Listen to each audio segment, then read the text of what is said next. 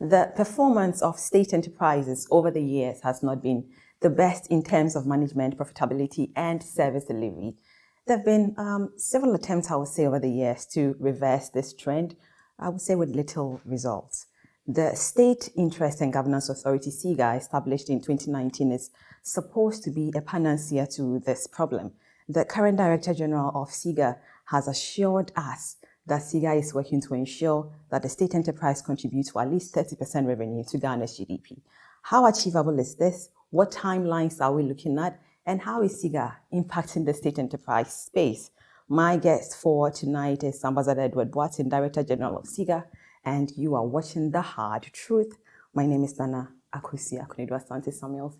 Ambassador Boateng, welcome to The Hard Truth. Thank you very much, and I'm happy to be here. Great. And how are you? How is SIGA? How is everything?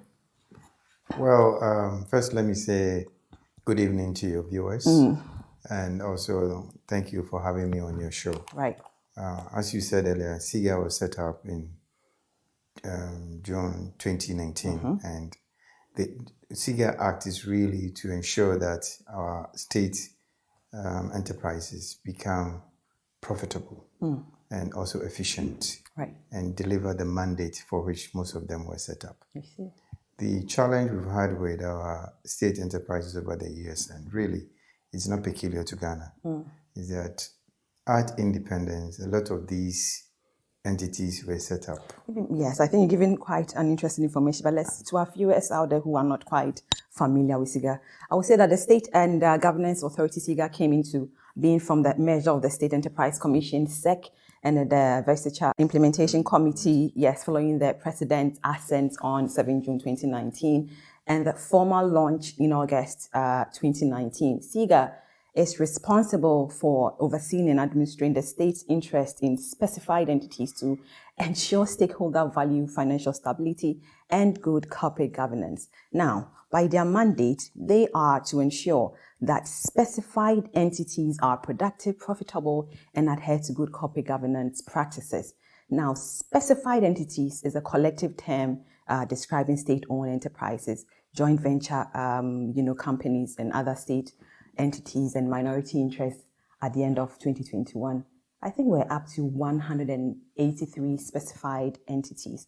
The SOEs are entities whose shares are wholly held or controlled by the state and are typically commercially oriented. We have about 51 so far. Examples include the ECG, Greco, Ghana Post, GNBC, and then GBC. And JVCs are entities in which government has either minority or majority stake of about 10%. We have about, I think, 43 JVCs. Examples include JBC, GOIL, ADB, Vodafone Ghana. And then the OSCs are entities wholly owned by the state other than, or the SOEs. Examples, I would say, DVLA, the Gaming Commission, Ghana Standards Authority. Petroleum Commission. Right. So FDA is part of that. It's part of that. Now, so against all this, now we have an understanding. It's been 7 months, you mentioned that earlier, since you took over from your predecessor, Mr. Samuel Boateng. It's like the position is for the Boatengs.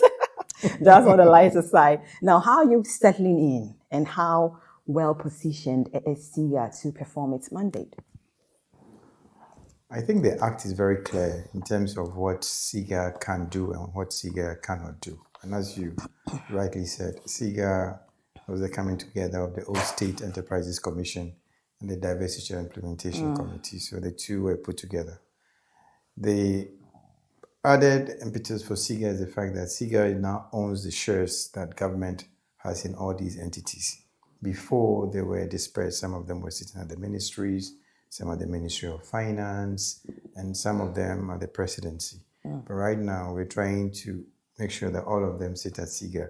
And we are working very closely with the Public Investments PIAD from Ministry of Finance to make sure that all these shares sit in the right pot, because at the end of the day, the Ministry of Finance also needs access to these shares in terms of if the government wants to contract a loan, to make sure that our fiscal space is right.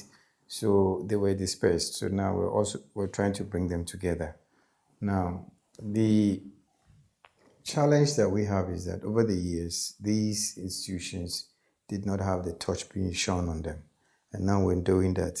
So right now, the little things that we're trying to do, I mean, the low-hanging fruits, is to get things like getting these institutions to get their management accounts right, to get their audited accounts right, to make sure that we have the right governance practices in place in terms of the management of the place, in terms of gender balance, in terms of the vision and objectives of a lot of these institutions. You'd be surprised that a lot of these things were not in place, but that's what SIGA is seeking to do now, working with the entities. Interesting, but the narrative when it comes to the state-owned enterprise have not been flattering at all, with inefficiencies and unproductive and huge loss and all. Although we have seen some injection of vibrancy into the sector by SIGA, the narrative hasn't changed that much, has it? I disagree if you say the narrative hasn't changed. It's changing, and change takes time. I think this year, for instance, 47 entities presented their management accounts to the controller. And that itself moved the entities from contributing less than 5% to almost 21% of GDP. So it is changing. However, a lot of them also have real problems. A lot of these problems date back 30 years ago, Well, if 20 it's years changing ago. like you're claiming, let's look at what the Deputy Minister of Finance, Honorable John Kuma, said during SIGA's annual policy governance forum in January this year. And I quote, personally, I'm quoting him, personally, it has been pretty distressing to participate in this forum every year since 2017, while witnessing the overall decline in performance reported by the specified entities. In preparing the 2020 State Ownership Report, our analysis revealed that our specified entities' performance are largely traded downwards. Doesn't this, paint a good picture? In 2019, the losses were around 4.5 billion Ghana cedis. A year later, it dropped down to about 2.5, 2.4. That is a huge improvement. And I think going forward is going to get better. So when we say that it's not changing, I disagree. I mean, even if... Boateng, SIGA's ownership report for 2020 revealed that the state-owned the losses have been there, but if you were losing 100 cedis a year ago... But that's about 2.6 billion compared to 586 million recorded in 2019. No. This year was much better. I see. It dropped from almost 5 billion cedis to 2.4 billion cedis. So there was a huge... The SEs did better in terms of their losses. But also, we are not losing. We are losing money, but it's improving. But also sometimes when we talk about these losses, we have to be clear that some of these losses have been sitting on the books of these SEs for decades. And one of the things that we're doing now is that some of these debts need to be written off, so that we have a clean slate, and then we know that we're starting from ground zero, because you cannot continue year on year to show debts that really... How do we reconcile this? In 2018 losses, 188 million, 2019 losses, 586.4 million, 2020 losses, 2.6. So it dropped from 5.6 to how much? 2.6 billion. Thank you. So if it's dropped from 5.6 to 2.6, I see it as a huge improvement. 10 years ago, 15 years ago, these numbers, nobody knew about them. But when I was given this job, and I met with the Minister of Finance, and I asked him of his expectation, he told me about the contribution of SEs doing 30%. Right.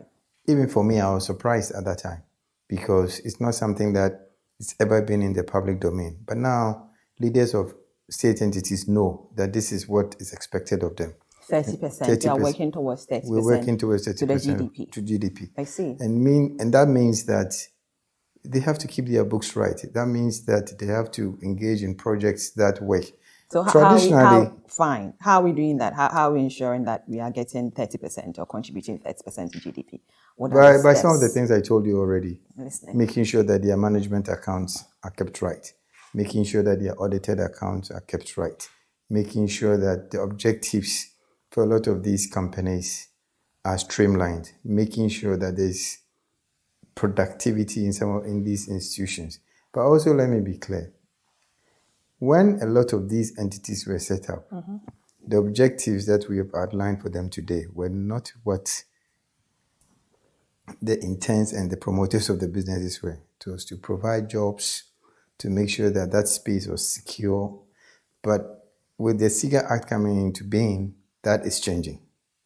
That is changing. So the goalpost has not always been static. The goalpost has now been moved. So that you are not now in the space to just provide jobs, do a public good, that the state has this. But what is your contribution to the bottom line? So we also have to bear that in mind. And some of the debts that we're talking about are debts that have not been cared over the last 1 or 2 years. We also have to make it clear. There are debts that have been sitting on their books for years. And we all need to sit down and have a way to look at how we clean up the books. We have a situation where loss-making specified entities continuously increase operating expenses through personnel and, wage increases. This definitely isn't sound business management practices, is it? Definitely, if you look at it from that way. But if you also look at it from the point of how many people are these specified entities employing, how much tax are they paying, you can also look at it from that point of view. I think there's been an over-reliance on profitability. So how are you curtailing this? These practices, how are you curtailing to ensure what role is SIGA playing in this? SIGA's job is to make sure that we streamline the processes. SIGA's job is to make sure that some of these entities are given the requisite financial support and resources to make sure that they meet their mandate. Before, that was not the case, and it's changing. Also, some of these entities which were set up 60 years ago, 50 years ago, the government does not have any business being in some of these businesses. And we need to take the bold decisions to either liquidate some of these companies because they are not profitable, or sell them off to the private sector. But, what we're going through now is not unique to Ghana. In the 80s, when Margaret Thatcher became Prime Minister of the United Kingdom, they went through that. And a lot of businesses in the UK were privatized or sold off, or they were made more efficient. Even in China, where I was. Do we have names of some of these companies? I wouldn't like to share them on your program because we need to sit with the leaders of these companies and think through how we're going to restructure. So it wouldn't be fair for me to sit here and mention the names of companies. So if we are to make state enterprises productive and profitable, we need to change the mindset with how we run things in the organization. From where you sit, are you making sufficient progress in this? And I think it's very unfair if you have to change the mindset. It's the mindset of Ghana that needs to change. It's the mindset of all of us. Because when people are given a position in Ghana, the expectations on them are also enormous. People expect you to pay their children's school fees. People expect you to build a house. And most often than not, a lot of these people who go in and just do their job and leave, they're not even congratulated. And in fact, that's one of the reasons why we started the PELT Awards. So the expectation of the average Ghanaian on an uncle, on a father, on a mother who has been given a position should also change. You don't don't go there to get rich. So traditionally, when people have been given these jobs, they've operated their jobs as their own little corner shop. You employ some people, you take care of yourself, and you do what you can. Now we're making them more responsible, and we're going to put more discipline in, and with the discipline will come responsibility and accountability. By what? And we hear these, we're putting more steps practically. This year, for the first time, about 2 months ago, we published a list of all defaulting agencies, companies that did not submit their management accounts. That has never been done. The Minister of Finance met chairman of all the state entities about a month ago. That's never been done. And we're going to go through a lot of these processes. Let's forget that the people who are running these institutions, they are not aliens, they are Ghanaians. And they want the same thing that you want. They want the same thing that I want. They want these entities to run. Some of them are also handicapped. Yes, we may have 1 or 2 that are not doing very well. We may have 1 or 2 that don't know why they're in that position. But I speak to them. I spend time with them. Most of them. So if someone is not... want things done properly. If someone is not competent to be in a position, why is a person, why talk to those people? How do you define competence? You just said that right now. What did I say? You said if they don't know why they are in that position. So what does that Yeah, mean? they have to. As SIGA, we recommend. SIGA doesn't have the rights.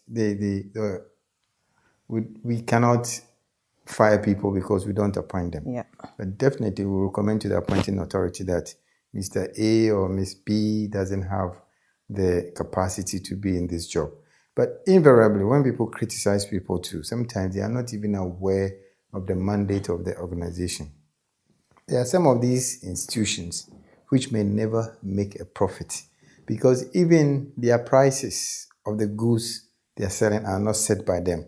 They are set by other regulatory agencies. So they are always operating at a loss because the mandate or their mandate is to reach as many people as possible. If a private sector person was running that organization, a lot of people may not have access to that product or to the services of that organization. So we also have to bear in mind what is the objective, what is the mandate, what are they supposed to do. What we have to look at is efficiency. What we have to look at is to cut out the waste. There's a lot of waste in our system at all levels, not only in SEs, at all levels. We also have to make sure that companies are given the requisite resources. You cannot run this studio the way you are running it if you didn't have the resources. So yes, you may come into a studio like this and see everything and everything is working well. You may go into another studio and you see that things are not working properly. It doesn't mean that the person at the other studio is incompetent. It's because sometimes they have not been given the resources. But if we're comparing apples to apples, oranges to oranges, and people are given the requisite resources, the support and everything, and they don't perform, then definitely they have to be gotten rid of. So give them resources and they'll perform? I hope so, but it's not only in Ghana that people don't perform. I have worked in the US. Yes, we hear about Ghana. No. What I'm saying is that everywhere in the world, you have people who will not perform, and they have to be gotten rid of. So what SIGA can do is to make sure that these people are brought to the attention of their appointing authority. Are they just there, or you're not? Can I say they are just there because they're not appointed by you, and they're appointed by the presidency? I've already made that clear that I'm not the appointing authority. Exactly. So, but my job is to make sure that I make the appointing authority clear, aware that this person is not cut for the job or they cannot perform. But you're going to incentivize or give them some incentives to stay in the job too. Why would you give somebody who's not performing incentive to stay in the job? He said that. He said they don't have some of the resources to perform. No, but I'm saying that you cannot criticize people unduly if they do not have the resources. If you have not been given all these resources, how can I criticize you that you're not performing? To give them resources, I'll hammer on this again. Give them resources in your opinion, and they will perform. Give them resources, and if they don't perform, then you can take them out. Right. That's what I'm saying. Great. You're still watching The Hard Truth. We'll be right back.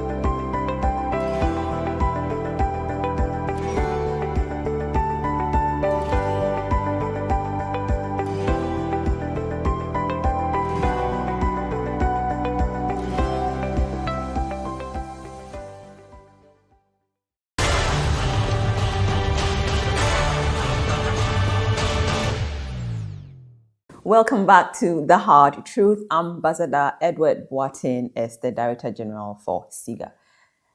So, let's look at this. Specified entities sign performance contracts with SIGA every year, agreeing on a set of targets they have to meet. The overall performance of the 28 SOEs and the one majority-owned JVCs, and signed the performance in 2020. How does SIGA handle those who woefully fail in achieving their targets? There are sanctions. There are sanctions, but what we need to do is to start implementing those sanctions. So companies like GIHOG, Ghana Railways, and the Ghana Cylinder Manufacturing, specifically, what have you done to them? Are you sanctioning them? We're working with them. We haven't sanctioned them because I'm also aware of the problems. The companies you've mentioned, GIHOG, I wouldn't say they are not doing as well as they could be doing, but they are also handicapped financially.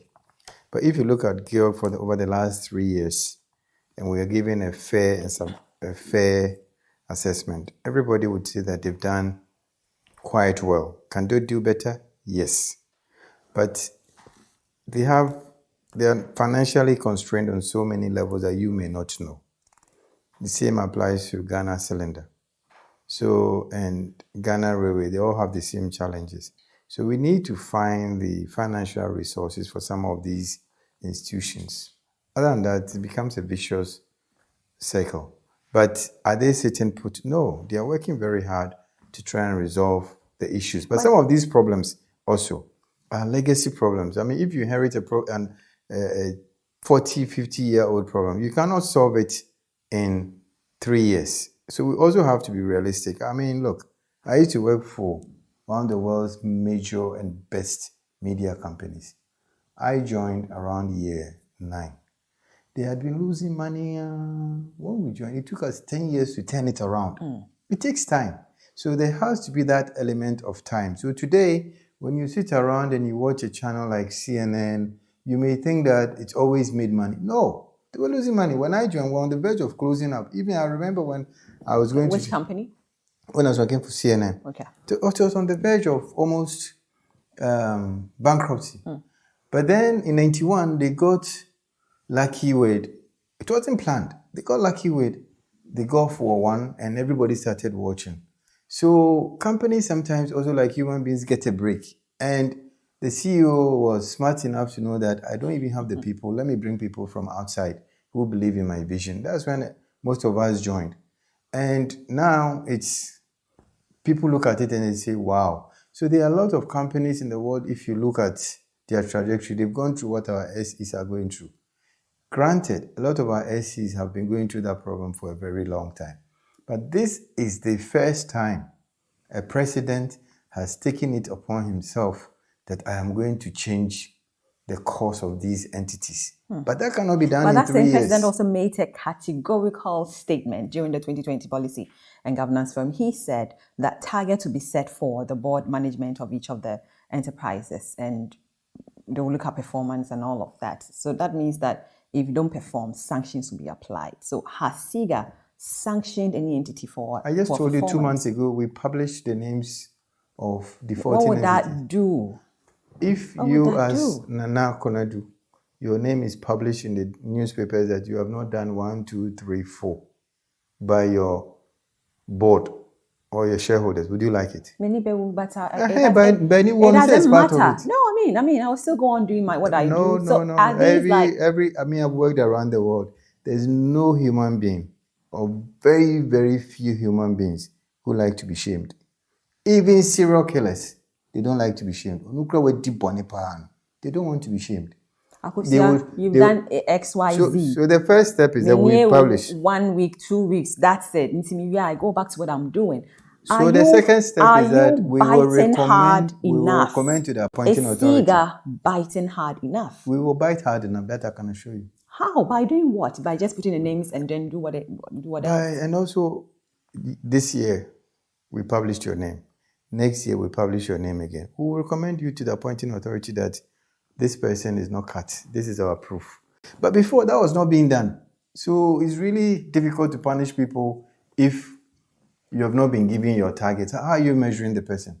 But now the measurement tools are there. Now we have the PELT awards. Now we have your contract. So if your appraisal comes and you have not done well, it's not a matter of Edward Boateng doesn't like me. The facts will speak for themselves.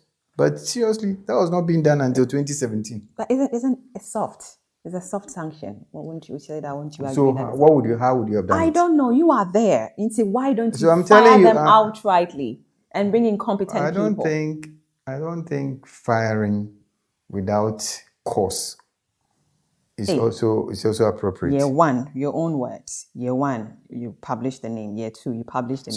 So I know I'm that in year one. my name will just be published. 1 to 2 weeks, I'm fine. When we published the list, I got a lot of calls from defaulting CEOs. Some of them were very upset.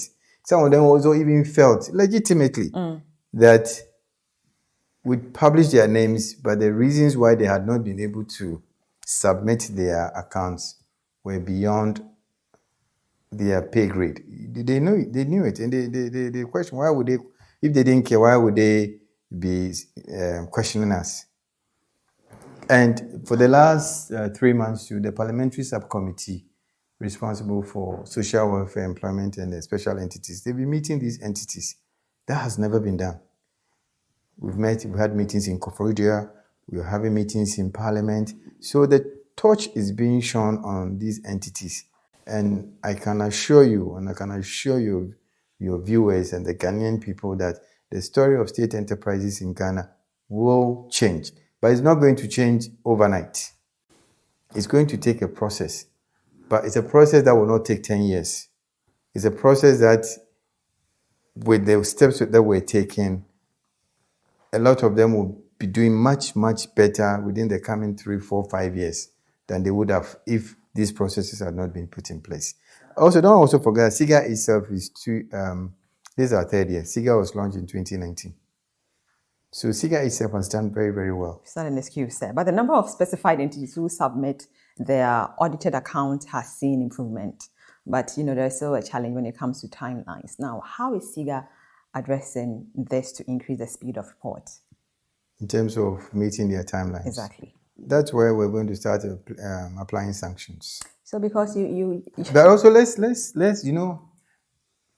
the system of even appointing auditors in Ghana is so cumbersome that a lot of these things also need to be streamlined, because sometimes you cannot blame the chief executive or the board when the auditor general has not 2020 report released in 2022. Why? No, the 2020 report was not released in 2022. I'm listening. They were not. It was released in 2021. So we release a report of whatever we have. So we don't have those delays, and I believe that more and more entities will comply. Look, these things were not being done until 2017. They were not being done. All of us have had fathers, mothers, uncles, and aunties who were running these institutions. Let's look them in the face and ask them what they were doing when they were there. We cannot blame the present crop for all the ills of the past. That I will not accept. We cannot blame the CEO who's been in place since 2017. No one is blaming for all you. We talked about mindset. But the mindset, changing the mindset of people. What I'm saying, the mindset, and you told us that we should change the entire nation's mindset. We are talking about SIGA right now. And if people are not performing, and you tell me that, I don't know. No, I don't know what. I'm not saying people who are not performing should be kept in place. I have never said that, and I want your viewers to understand that. If you're given a job, your camera person who is sitting here, I think they're very clear about their job, right? Mm-hmm. So if they come and they don't perform, there is a yardstick for taking the person out.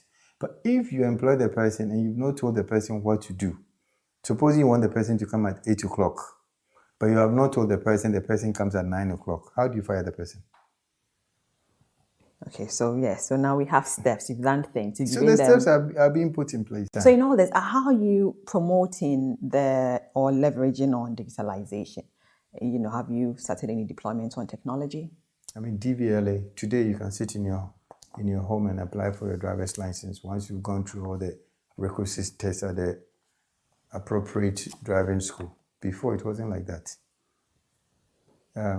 You can pay your energy bills, ECG. So a lot of them are applying technology. We have to.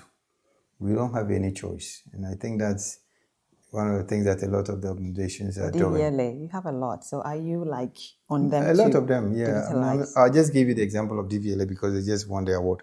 But most of the institutions, FDA, GNPC, COBOT, they are all using technology.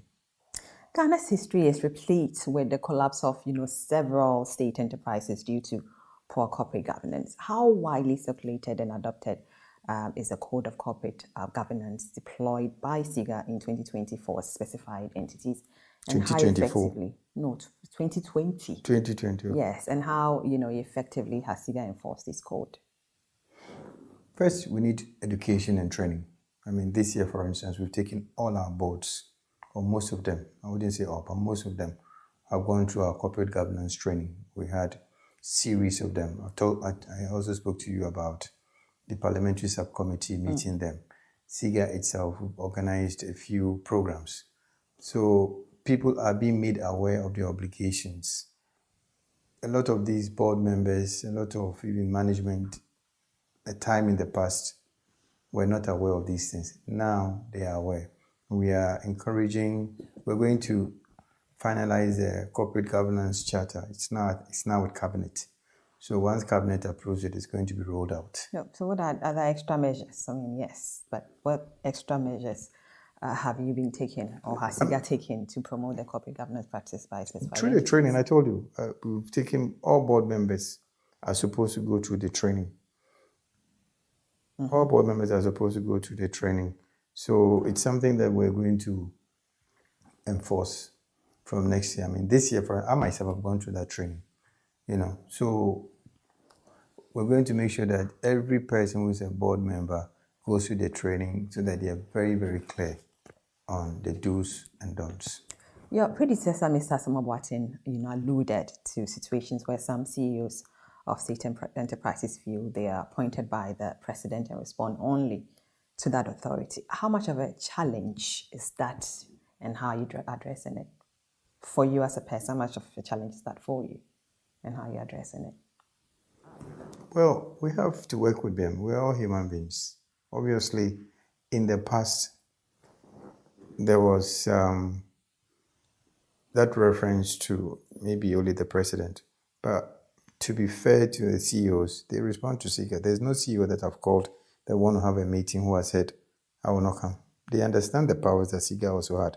So we also have to enforce those powers. I don't think the fact that the president has appointed Edward Boateng means that Edward Boateng becomes a law unto himself. A lot of people who are appointed still have to go through the interview with Public Services Commission. I went through this interview with the Public Service Commission, and they have the right to reject you. So the fact that the president nominates you doesn't mean that you have the job. The overly politicized nature of boards has, invariably contributed to crippling the SOEs in the past. We have gotten to a point where all boards are dissolved with the inception of a new government. How does this affect productivity of the state enterprises, and how do we move away from it? It is a problem, but I also think that we also have to look at it on its merits. I was in the US. I lived in the US for a long time. When there's a change of government, over 6,000 to 10,000 people in Washington, D.C. lose their jobs, or they are moved somewhere. Because the new government or the new president that's coming in has to put in place people that he or she feels they can work with. Today, you sit in this chair. If a new person is giving you a position, they may not want to work with your camera people, not because they are not competent, but they may want to work with people that they feel share their vision, share their thought processes. So sometimes when they talk about the over politicization, I don't think that's the issue. The issue is that let's appoint competent people. Right, but every time they are changed. So what does that do to the entities? But the president has not changed his board since 2017. The president hasn't. And I'm aware of when President Akosua was in power, a lot of boards were not changed. And if you're in a position for 8 years, you should be able to do a lot. So like you're saying, so maybe 2024, 25, we'll see a different government, maybe. If a different government should come to power and all the boards or members are fired, what happens to the entity? Or even some of the staff are made to go home. What do you think will happen to the entities? The role of a board is not to manage. Staff are not fired. When there is a new government, most management remains in place. Maybe one or two people in a company will be changed. But I'm telling you, if you go to a lot of our state entities, a lot of the management have been there for decades. With the boards, definitely a new president coming has the right to change. But also don't forget that with a lot of these boards, the president appoints some. Other institutions also appoint some. It's not everybody on every board that is appointed by the president. So I think we also have to educate ourselves. What I would like to see is that political parties take an interest in training their people so that, for instance, with NPP, we would know the number of medical doctors we're training. We would know the number of agricultural scientists we're training. We would know the number of nurses. We would know the number of media people, so that we have that basket of professionals, we have that basket of knowledge. So when the president comes, it's easy for him to pick from that basket. Right now, the parties are not doing that. So it becomes very ad hoc. So yes, maybe sometimes people may be appointed who don't know what they are doing. But I think that as our democracy evolves, we have to take a look at all those things so that there's a basket of knowledge in every political party. So there's no performance change even when a new government comes to power or take over? What do you mean performance change? We talked about the entities there. I mean, when government comes and they change everything, there's a complete overall.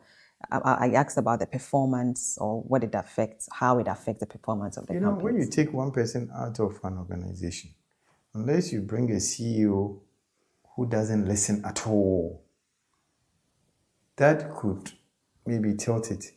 But when we take one person out, like Boateng left, Edward Boateng came to SIGA. Yes, my management style may be different. I may bring a new approach to doing things. But the rudimentary, basic way of running our accounts, running our corporate affairs, running our ICT, running the transportation division, trust me, it hasn't changed. And you cannot fire everybody. So I think there is also an over-exaggeration of some of our issues. The issues we have, the fact that the non-performance rests on all our shoulders because we invariably make some of these leaders not perform. It's a system. It's a systematic problem, and we need to work to change it. That's why I'm saying that it's a mindset. When you are put in a position, the expectations from family, from friends, from people that you may have known as children all popping up. Those are the things that we all have to work to change. But I don't think a lot of the things it's because a lot of these institutions, the objectives were not clear. I was an ambassador. And I remember my first meeting with my staff in China. I asked the question, why are we in China? Why are we in China? Because for me, when I was working overseas, I was working with a lot of embassies. And some of the embassies, if you take China, US, UK, foreign affairs is like a wing of the trade ministry. Foreign affairs is like a wing of the finance ministry because their job is to bring business. Their job is to bring business. So when I went to China, that was my mindset.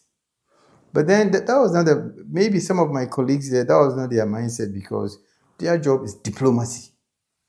To make sure that Ghana is liked. And that's why everywhere you go in the world, Ghana is one of the most likable countries. They do a fantastic job.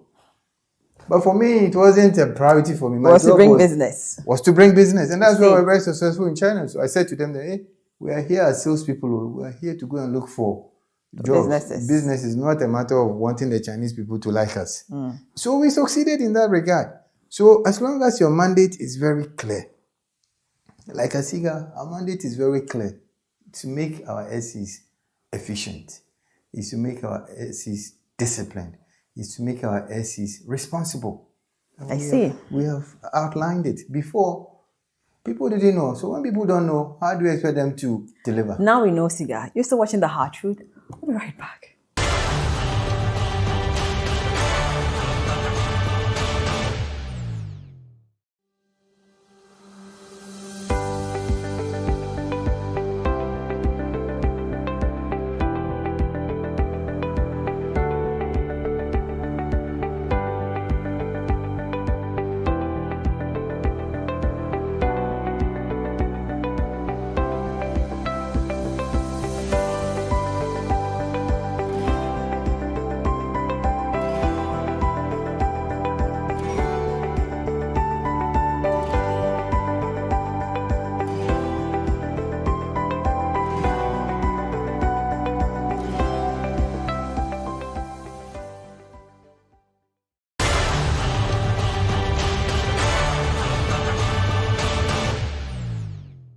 Welcome back to The Hard Truth. I'm Ambassador Edward Boateng, Director General SIGA. Is still here. The defunct State Enterprise Commission had challenges performing its, oversight responsibility due to capacity restraint. How well resourced is the SIGA to deliver effectively on this mandate? Well, SIGA has its own challenges as well, but we're lucky we have the Ministry of Finance. They give us adequate support. We also have our donor partners and AFD and the World Bank. We are going to work to attract more donor support because I think the mandate of SIGA... How are you going to work to attract them? That's my job. That I cannot share with you here, but that's my job. And I know how to do that because the mandate of SIGA is very, very important. The SEs and under us control about 50% of our national productive assets. So if we can get them to work, it will make a very, very big difference to the growth of the economy. So I think if we talk to the donor partners, we talk to our developmental partners, they will listen to us. And something that has not been done in the past that I intend to focus on. Secondly, the SEs themselves need to make a contribution to the running of SIGA. Right now, they're not doing that. And we do a lot for them. We do a lot of work for the SEs. So looking at what happens, the SIGA-type institutions in South Africa, in China, in Singapore, how they are funded, we're going to adopt some of those models. So hopefully, with time, we'll also have a good income stream, which will help us to employ more people, which will help us to put in more tools, measuring tools, which can make our job easier. One of my objectives, or my key objective, is to make SIGA the public organization that any young person who aspires to do public sector work would want to go work for. Like in some countries, for instance. Let's say if you take the US, a lot of young kids who want to go into public sector work, they may apply for a governance fellowship. Myself, I was a governance fellow once in Georgia. You go and work for the governor, you work in the public sector, you're assigned to a public sector institution, you understand how public sector functions. Some go to the White House Fellow. These are prestigious awards. When President Obama came, he had a Mandela Fellowship for young Africans who want to do public sector work. My goal is to position SIGA as one of those public sector institutions which will train the best of public sector workers in the coming years. So that people go there, they may spend 2 years, 3 years, 4 years, 5 years. They'll move to another public organization, but they go with good practices because we don't have that in this country. When I was growing up, we had that. We had the barcodes, we had the TORs, we had the VRAs. They are still very nice institutions, but I want SIGA to be an aspirational public entity that young students coming out of college want to go and work for. And I also want to be one of those where once you've cut your teeth there, you could easily be moved to another ministry to help lead the development. That's what we are hoping to do with SIGA. Ambassador, I'm interested in knowing what was the budgetary allocation for SIGA this year and how much has been released? Well, this is a tough year, not only for SIGA. It's a tough year for all public entities. So yes, we presented our budget, which I will not share with you here, but we got some, but not what we expected. SIGA, public. So why can't you share with us? Why can't you share your budget with us? How much did you take to them? How much did we take to them? How much? What we took to them, we got about 15% approved. How much was it? But I cannot share the entire figure. How much did you get? If you can tell me how much. About 50%. I've given you the percentage. So which translates to how much? If you can tell me the entire amount, how much have they really to you? I think we're expecting quite a sizable amount of money, but what we got... Of how much? No. We don't like to share these things, public information, because I want to know how the amount has affected, the work of SIGA. Yeah, obviously, we could have done more monitoring. That we've had to cut back. But we are trying to find other creative ways to do our business. That's why I don't want the money issue to be the focal point, because if we make the money the focal point, then You talked we about want... not being, if you are fully resourced, you'll be able to do your work well. That includes money. Definitely, money is important. Yes. So if But money is not we're your in focus, difficult times. We're in difficult times. I mean, Ghana is not unique. We've done very well as a country. If you look at even the developed economies of the world, how they are struggling. But so I don't want to make money my focal point. Otherwise, we cannot move at all. So yes, we didn't get a substantial portion of the budget. We got about 15%. 15%. And how much was that? But that has not stopped us from doing the work that we're supposed to do. Edward, it hasn't. You are not making enough conversation, flow properly. Because you won't tell me how much you asked for. You won't tell me how much you got. So how do we move on? Just tell me. Don't tell me how much you took to them. I want to know how much you got. We got less than 1 million Ghana cedis. Okay. So it's not something that for the first quarter. First quarter. Yeah. So are they bringing more money in the next They will quarter? bring more money for the second quarter, but we have not received it yet. Do you know? But we've been able to achieve our first quarter work plan, even though we didn't get all the resources. That's what I'm saying. We shouldn't make the money the focal point. Okay. So you said you are working on other avenues to raise money. Which other avenues are you talking about? Talking to our developmental partners. I mean, already we have AFD France. We also have the World Bank. We're talking to some of the embassies. We're talking to some of the entities themselves, because some of our entities are well resourced and some of them can help SIGA. We're also looking at a revenue generating scheme for SIGA. As I said, we've looked at SIGA type institutions around the world: China, Singapore, South Africa. How are they resourced? Because some of them do not necessarily go to government for funding. Yes, government may help, but through the monitoring fees, we're looking at a consulting fee, because SIGA does a lot for these entities, and we do all these things for free now. So we're trying to look at a model where some of the work that we do, SIGA will also get compensated. But subsection 23, section 23, subsection 2 of the SIGA Act 1990 directs specified entities to pay SIGA a monitoring fee of not, I think 5% each year. 31st March. That has not been fully implemented. Why? But in addition to the monitoring fee, why aren't you collecting? Are you even collecting these monies? We're not collecting because some of these things have still not been passed. It has to go through a parliamentary process. It's not like SIGA can just get up and start monitoring. We are also subject to the laws. So even though it's in the Act, it has to go through a parliamentary... The Act says by 31st of March every year, you are supposed to get that money.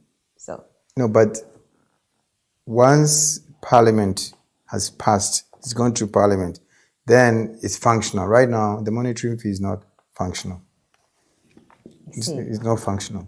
The authority is supposed to monitor the implementation of the performance contract signed by specified entities. How effective is SIGA in monitoring activities, and what are the common challenges you encounter? Well, we need more resources because our team have to go around the country. Sometimes when people say they've done XYZ, you have to go around the country to physically check that that's been done. Now, the lack of resource constraint, the lack of money means that sometimes we cannot go around. But with the PELT Awards, we're going to make sure that we do as much as we can. And also we're going to use technology. We are working with AFD to put in place a new system whereby by the touch of a button, our finance people, our investment people can go into the accounts of some of these institutions and pick up the data, which will help us to assess. Right now, we have to go there physically, but hopefully with the new system that we're putting in place, which should be in place by the end of this year, we can sit in our offices and interface with some of the entities. I want to know, where have you said that earlier, but I didn't quite get the last bit of it. You are talking to other people to financially, right? You mentioned, those who have. Where have you got into with that? It's work in progress. Is it looking positive? Very positive, because a lot of them want our entities to work, and don't also forget that a lot of them interface with a lot of these state entities, and they would like to see better performance. So the ones that we've spoken to, the response so far has been very positive. It recently emerged that SIGA was working to list some SOEs on the Ghana Stock Exchange. Can you shed light on what that means for the state enterprise sector and what progress that's made so far? Well, Ghana Stock Exchange has a pool of money, almost 10 billion Ghana cedis, which we call soft funding, which is available, soft long-term funding. And a lot of these state entities, the reason why a lot of them are also stretched is because they are using high-interest short-term funding to fund long-term projects. So the Ghana Stock Exchange has come up with this proposal, and we're working closely with them.